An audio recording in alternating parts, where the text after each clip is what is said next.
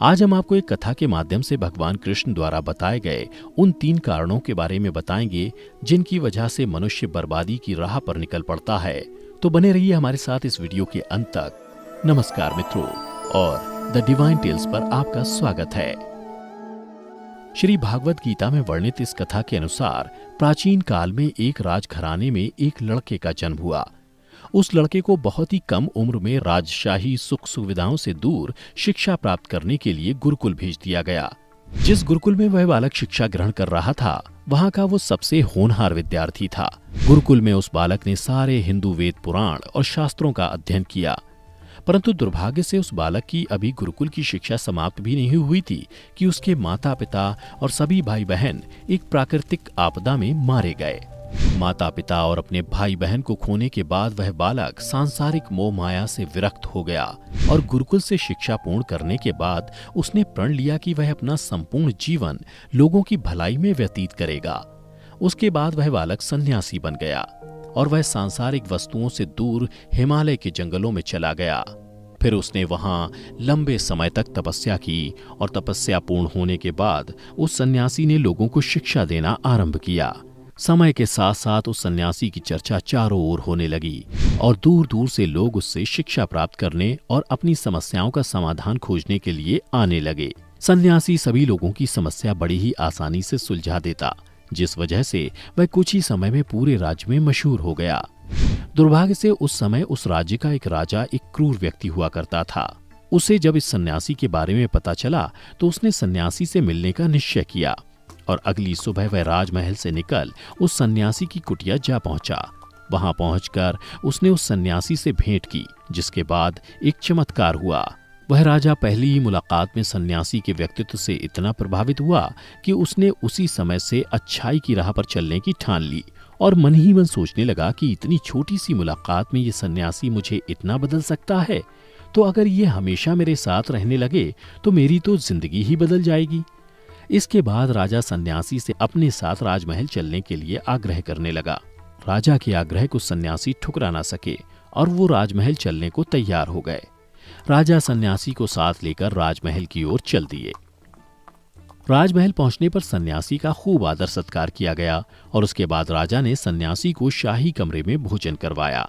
भोजन के पश्चात सन्यासी ने राजा को धन्यवाद दिया और राजा से जाने की आज्ञा मांगी, जिस पर राजा ने सन्यासी से कहा, आप हमारे बगीचे में जब तक चाहें रह सकते हैं। आपको यहाँ किसी भी प्रकार की कोई असुविधा नहीं होगी। यह सुनकर सन्यासी ने राजा का प्रस्ताव स्वीकार कर लिया।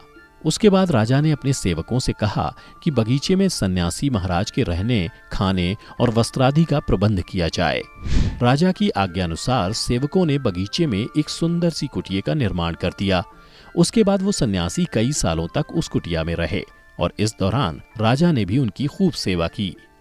परंतु कई सालों बाद एक दिन अचानक राजा और रानी को आवश्यक कार्य से दूसरे राज्य जाना पड़ा, लेकिन उन्होंने एक सेवादार को सन्यासी की सेवा के लिए नियुक्त कर दिया। परंतु वह सेवादार राजा के जाने के बाद बीमार पड़ गया और अपने घर चला गया और कभी लौटकर नहीं आया। ऐसे में सन्यासी को कोई भोजन देने वाला भी नहीं था। उधर कुछ दिनों बाद राजा जब अपने पड़ोस के राज्य से वापस आए तो सन्यासी ने क्रोध में आकर उस राजा को खूब डांटा और राजा से कहा, हे राजन, जो जिम्मेदारी तुम पूरी नहीं कर सकते हो वो उठाते ही क्यों हो। तब राजा ने सन्यासी से क्षमा मांगते हुए कहा, हे भगवान, यदि मुझसे कोई भूल हो गई हो तो मैं उसके लिए आपसे क्षमा मांगता हूँ, मुझे क्षमा कर दीजिए। कुछ देर बाद मामला शांत हो गया। रानी भी ये सब चुपके से देखती पर शांत रही। उसके बाद राजा ने उस सन्यासी को कोई भी शिकायत का मौका नहीं दिया और उसकी खूब सेवा की। परंतु कुछ दिनों बाद राजा को एक बार फिर आवश्यक कार्य से राज्य से बाहर जाना पड़ गया, लेकिन इस बार राजा ने राज्य से बाहर जाने से पहले रानी को निर्देश दिया कि जब तक मैं नहीं आता आप स्वयं सन्यासी की सारी जरूरतों का पूरा ध्यान रखेंगे।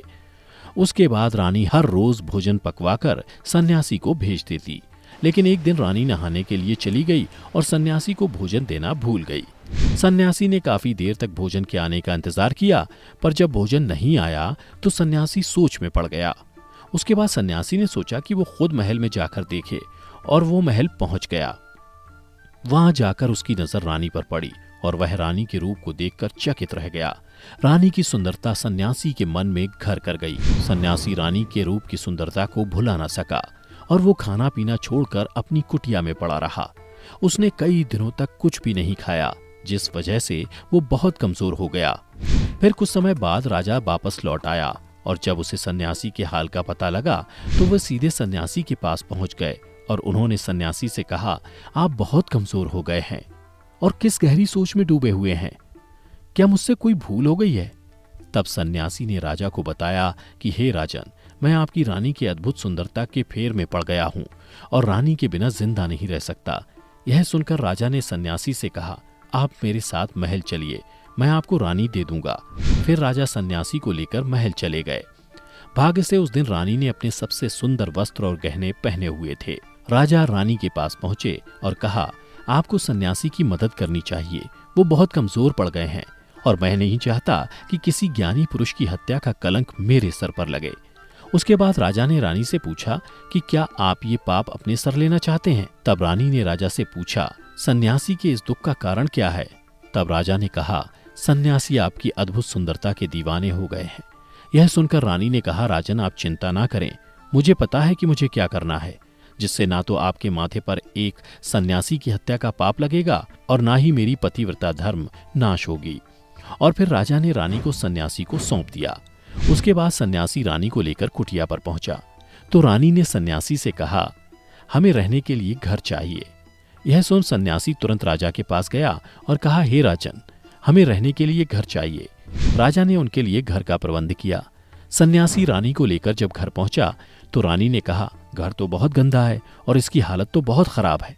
सन्यासी फिर राजा के पास पहुंचा और कहा, राजन, आपने जो घर मुझे दिया है उस घर की हालत तो बहुत खराब है। तब राजा ने उस घर की हालत ठीक करवा दी। फिर रानी नहा धोकर बिस्तर पर आ गई और सन्यासी भी बिस्तर पर आ गया। उसके बाद रानी ने सन्यासी से कहा, क्या आपको पता है कि आप कौन थे और आप क्या बन गए? आप एक महान सन्यासी थे, जिसके लिए स्वयं राजा भी सारी जरूरत की वस्तुएं उपलब्ध कराते थे, और आज आप वासना के कारण मेरे गुलाम हो गए हैं। ये सुनकर सन्यासी को महसूस हुआ कि वो तो एक सन्यासी है जो अपनी सारी सुख सुविधाओं को छोड़कर शांति की तलाश में जंगलों में चले गए थे। सन्यासी जोर जोर से चिल्लाने लगा और रानी से कहा, क्षमा कीजिए, मैं अभी आपको राजा को सौंप के आता हूं। तब रानी ने प्रश्न किया, महाराज, जब उस दिन आपको भोजन नहीं मिला तो आप बहुत क्रोधित हो गए थे। मैंने आपका ये रूप पहली बार देखा था, तभी से मैंने आपके व्यवहार में परिवर्तन महसूस किया।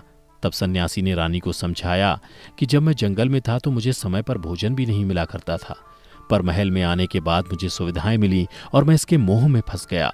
मुझे इसके प्रति लगाव उत्पन्न हो गया और फिर इनको पाने का लालच हो गया, और जब मुझे ये नहीं मिला तो क्रोध उत्पन्न हुआ। सन्यासी ने बताया कि सच तो यह है कि अगर इच्छा पूरी ना हो तो क्रोध उत्पन्न होता है, और अगर पूरी हो जाए तो लालच बढ़ जाता है। और फिर सन्यासी ने बताया कि यही इच्छा की पूर्ति मुझे वासना के द्वार तक ले आई और मैं आपके प्रति आकर्षित हो गया। इसके बाद सन्यासी को समझ आ गया कि उनको जंगलों में वापस लौट जाना चाहिए, और उन्होंने ऐसा ही किया। दर्शकों, भागवत गीता में श्री कृष्ण ने नरक के 3 द्वार बताए हैं, और ये 3 द्वार है काम, क्रोध और लोभ। तो दर्शकों, आपको भगवान श्री कृष्ण की सुनाई ये कथा कैसी लगी, नीचे कमेंट कर अवश्य बताएं। साथ ही अगर आपको हमारी ये वीडियो पसंद आई हो तो ज्यादा से ज्यादा लाइक और शेयर करें